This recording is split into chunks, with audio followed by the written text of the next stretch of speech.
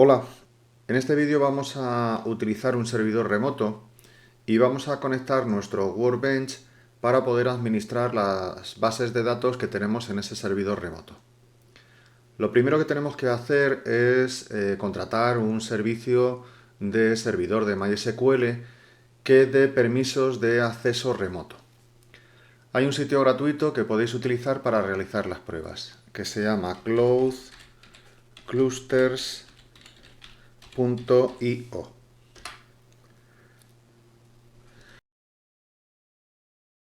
En este sitio tenemos la posibilidad de probar herramientas online gratuitamente durante 30 días. Por ejemplo, nos dicen que podemos utilizar MySQL, MariaDB, WordPress o Magento. Bien, pues entonces lo que tendríamos que hacer es registrarnos. Le damos aquí a registrar. Y lo más fácil sería registrarse utilizando una cuenta de Google. Se identifica uno con la cuenta de Google y automáticamente entra dentro. Si le escribís vuestro nombre y vuestra dirección de correo electrónico, entonces tendréis que confirmar ese correo electrónico con una clave que os envían y que luego tendréis que meter aquí. Bueno, yo ya estoy registrado, así es que lo que voy a hacer es acceder. Una vez que estéis dentro, debéis decirle cuál es la herramienta que queréis utilizar. En nuestro caso, queremos utilizar un servidor de MySQL. Pero si queréis también, pues podríais probar con otros modelos de bases de datos, con otro tipo de aplicaciones que están por ahí arriba o que también están por aquí abajo. Deberíais decirle, por tanto, que queréis utilizar un servidor MySQL y completar toda esta información que os va a pedir por aquí. Insisto en que no hace falta pagar.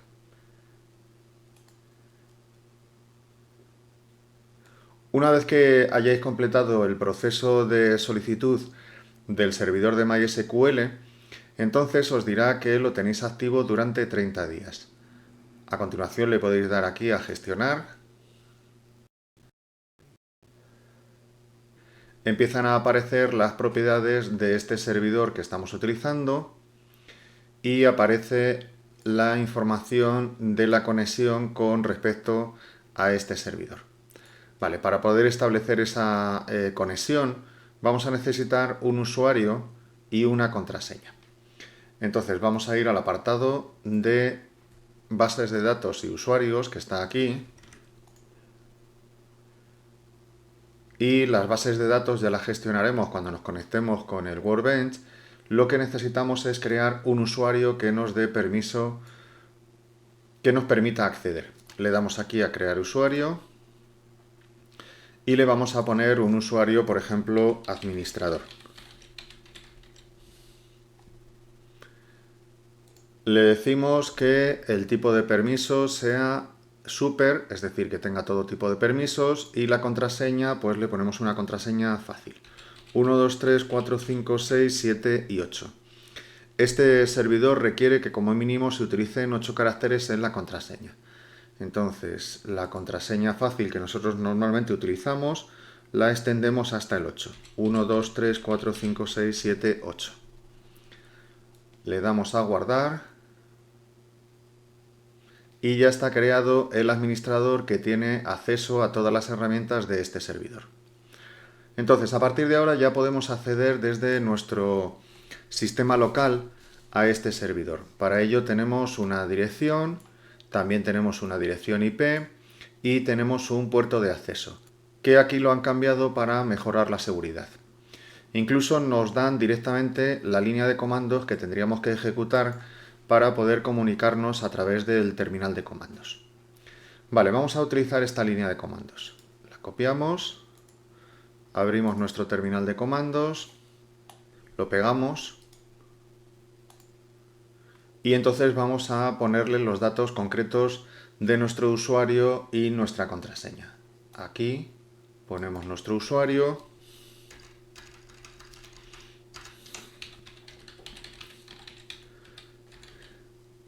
administrador, y aquí ponemos la contraseña que era 1, 2, 3, 4, 5, 6, 7 y 8. Bases de datos todavía no existen, por tanto vamos a quitar este parámetro y lo que sí vamos a hacer es decirle que no queremos utilizar el modo SSL para conectarnos. Le damos a Enter y entonces efectivamente se establece la conexión. Aparece el identificador de la conexión de MySQL. Vamos a decirle que nos muestre cuáles son las bases de datos que hay dentro de ese servidor. Show databases, punto y coma, y nos dice pues que tenemos las bases de datos del sistema que tiene el MySQL por defecto.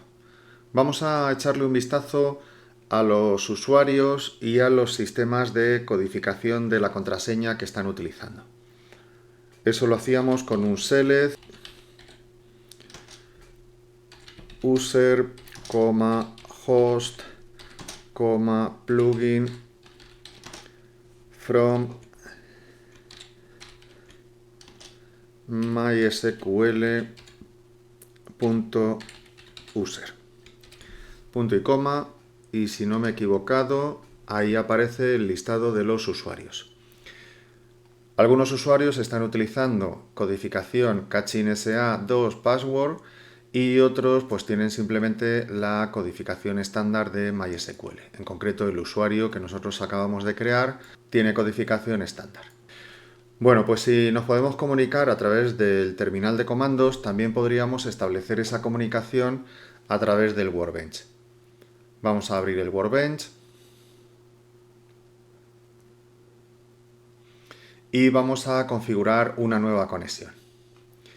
Voy a decirle que quiero hacer una nueva conexión que le voy a llamar Cloud Cluster Administrador. En el hostname le ponemos el dato que nos han proporcionado aquí. Podríamos coger la IP o podemos coger el nombre del dominio. Lo copiamos y lo ponemos aquí. En el puerto, cogemos el puerto que nos han proporcionado, que es este. Lo copiamos y se lo ponemos en nuestro Workbench aquí. Quitamos el otro número. El usuario era administrador. Y la contraseña 1, 2, 3, 4, 5, 6, 7 y 8. Le damos a OK, le damos a la opción de Test Connection y dice que OK. Pues muy bien, entonces guardamos esto y vamos a iniciar esta conexión con el Cloud Cluster como administradores. Como es una conexión remota, suele tardar más y cada vez que nosotros le pidamos algo, la respuesta va a ser un poco más lenta que lo que suele ser habitual en nuestro servidor local. Vale, ya hemos establecido la conexión con este servidor remoto. En el apartado de esquemas, pues vemos las bases de datos por defecto. Eso sí tenemos puesto en las preferencias, en el SQL Editor, que queremos ver esas bases de datos internas. Y luego en el apartado de administración, pues podemos acceder a los usuarios. Tarda un poquito en cargarse. Y finalmente nos muestra pues todos estos usuarios, sus hosts y sus privilegios. Por ejemplo, este usuario o este otro usuario. También tenemos la posibilidad de ver el estado del servidor, pero no tenemos otro tipo de opciones administrativas como la posibilidad de encender y apagar el servidor, de ver los archivos de logs o de configurar el archivo de opciones. Lo que sí podemos hacer es acceder a las variables de sistema. Variables de sistema.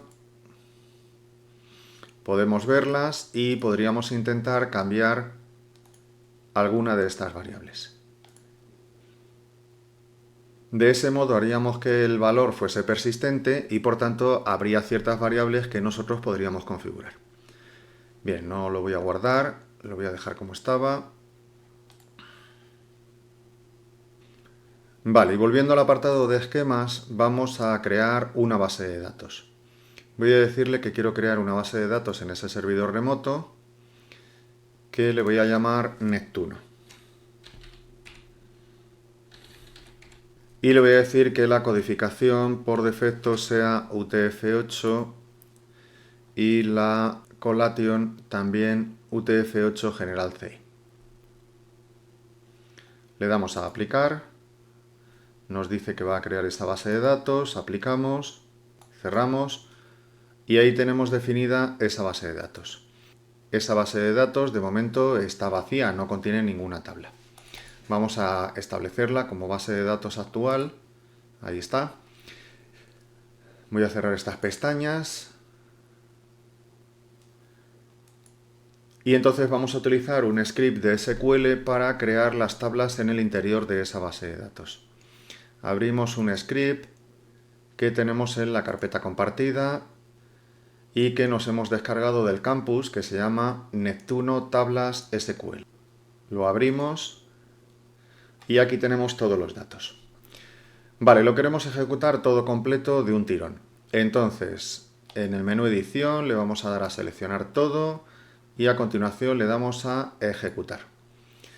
Van a ir apareciendo aquí abajo las órdenes de ejecución. Casi todas ellas aparecerán con marquitas verdes de verificación indicando que todo ha ido bien y probablemente alguna de ellas aparecerán con alguna alerta porque se refieren a descripciones de datos obsoletas o bien longitudes de datos no adecuados o alguna cosa así. Pero son solo mensajes de alerta, es decir, que se han ejecutado aunque recomiendan que se haga algún otro cambio. Por ejemplo, en este caso, que nos dice que está utilizando un integer y que eso es un tipo de descripción que en el SQL ha quedado obsoleto en la última versión. Pero aún así lo ha admitido y lo ha tomado. Vamos a comprobar que dentro de la base de datos de Neptuno ahora se han cargado todas estas tablas. Actualizamos, desplegamos aquí y ahí tenemos categorías, clientes, compañías de envíos, detalles de pedidos, etcétera, etcétera. En empleados, por ejemplo, podemos decir que nos muestre los contenidos y ahí se cargan. O bien, por ejemplo, en productos, vamos a decirle que nos muestre los productos y ahí se cargan también. Una vez que tenemos esta base de datos, pues podríamos echarle un vistazo a su estructura. Podríamos ir al apartado de Database, Reverse Engineer y le decimos que queremos utilizar la conexión del Cloud Cluster Administrador. Le damos a Siguiente. Está verificando esa conexión. Siguiente. Le decimos que queremos utilizar la única base de datos que tenemos disponible. Siguiente. Siguiente otra vez. Ejecutar. Y siguiente hasta que finalicemos. Y entonces ahí aparece la estructura de esta base de datos, que ya tiene establecidas las relaciones y aparecen aquí dibujadas. Esto se ve un poco grande, le podríamos dar a la combinación de teclas control menos para verlo más pequeño. Y también podemos cambiar el modelo de representación aquí en modelo, por ejemplo, de esta manera y de esta otra manera. Bueno, os aconsejo que paréis un momento y le echéis un vistazo a la estructura de esta base de datos.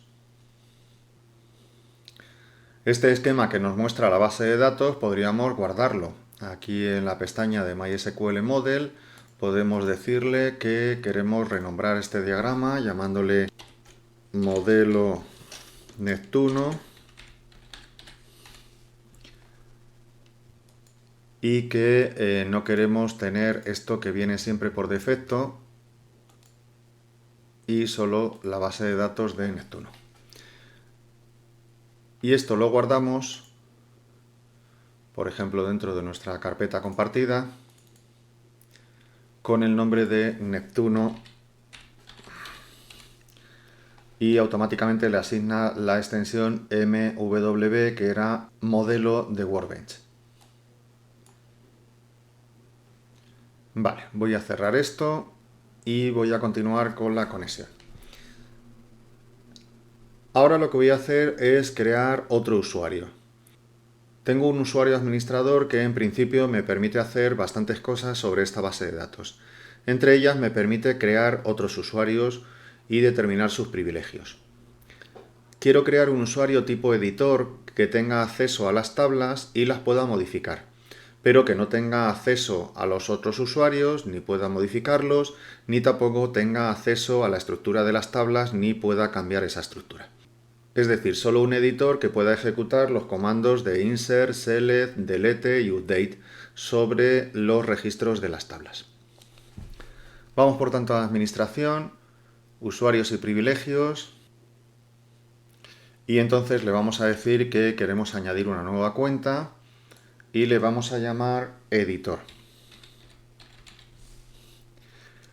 La identificación se la vamos a dejar estándar como el usuario que nos ha creado a nosotros.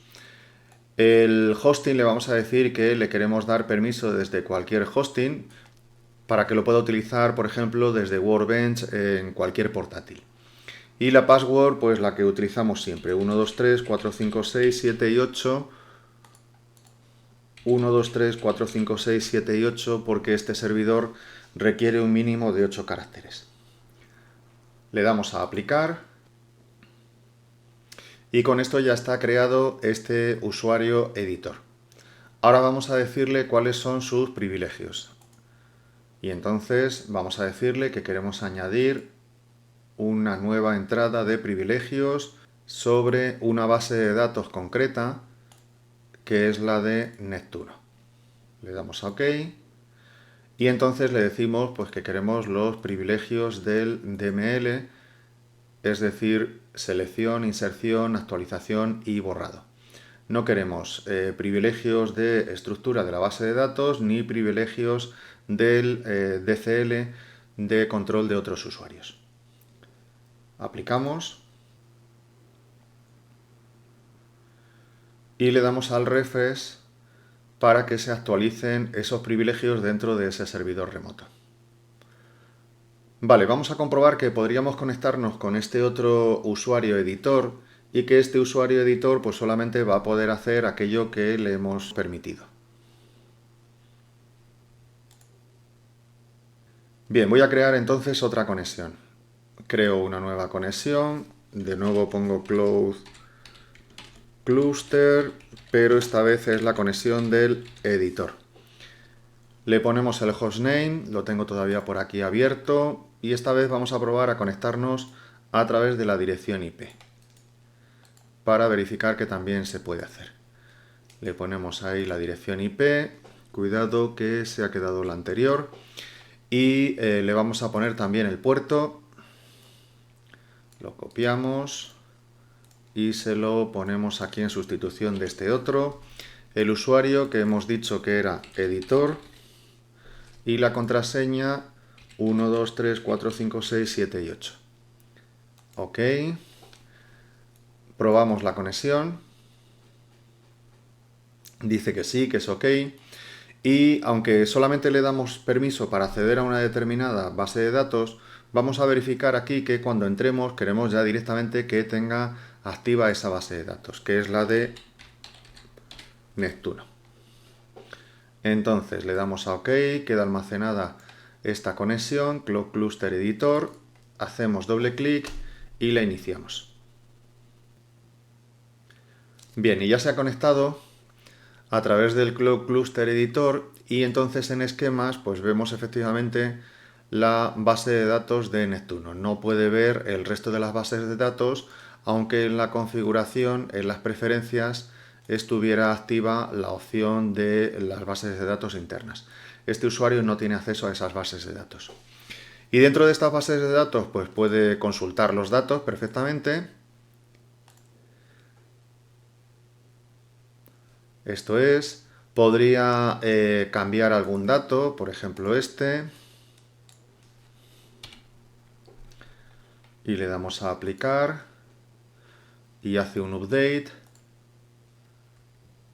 y se ejecuta correctamente, pero lo que no podría hacer es cambiar la estructura de esa base de datos. No podría cambiar la estructura de esta tabla, por ejemplo.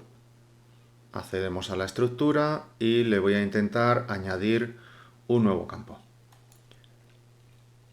Entonces aquí abajo le voy a añadir un nuevo campo que le voy a llamar email, y cuando le doy a aplicar, entonces me dice que va a hacer un alter table, cosa para lo que no tenemos permiso. Le damos a aplicar y efectivamente dice que hay un error.